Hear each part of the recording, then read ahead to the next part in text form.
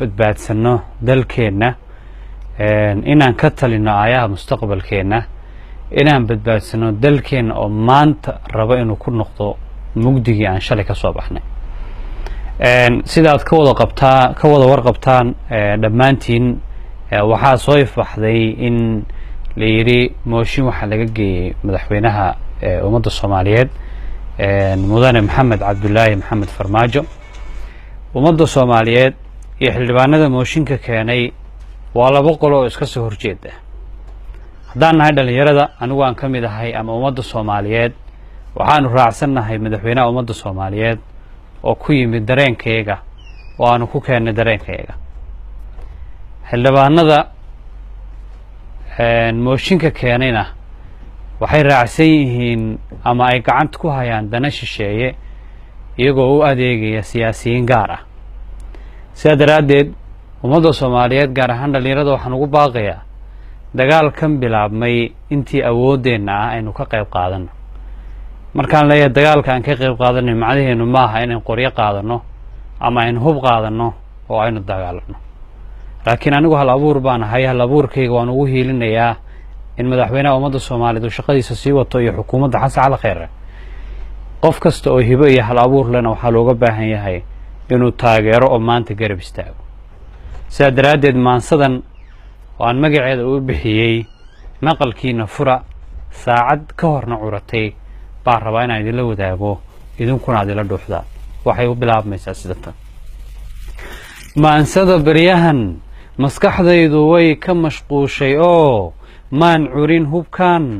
ku mushaaxaye maantana bulshooy mooraalka iyo maqalkiina fura rag murqaansan oo burbur maagan baa doonaya mar kale meeshaan ka nimi inaan milicsanoon dib u socod muhdee maqalkiina fura rag mirqaansan oo maal iyo adduun musuq doonaya wada mooshin uu shisheeyaha maldahan maal gelinaye maqalkiina fura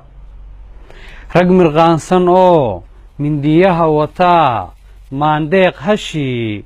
dil la maagan oo doonaya mar kale mugdi inaan galle bulsho yahay maxaa maanta nala gudboon maansada waxaan ku afmeerayaa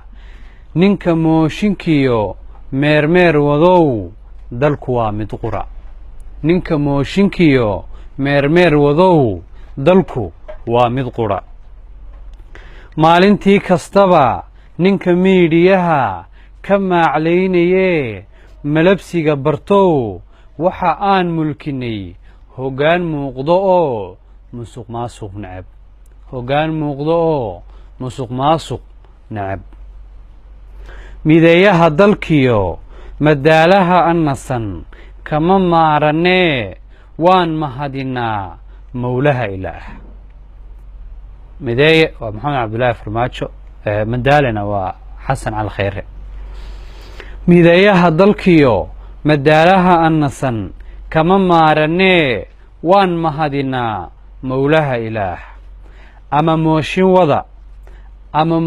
wada ama eedo madhan malmaluuqa oo miidhiye la taga mawjadaha socdee musuq iyo xalaal kala miirayaa mas-uulkay qabtaan alluunbaa u maqan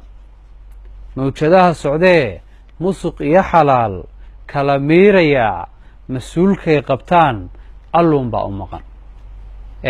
maansadan waxaan rabaa inaan intaas uun ujeedkeeda iyo fariinteeda aan kusoo gebagabeeyo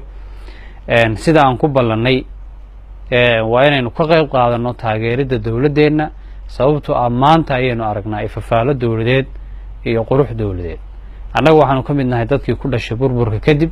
sidaa darteed waa inaynu u dagaalanaa sidii aynu u heli lahayn dowlad cagaheeda ku taagan intaas ayaan idinkaga baxayaa wasalaamu calaykum waraxmat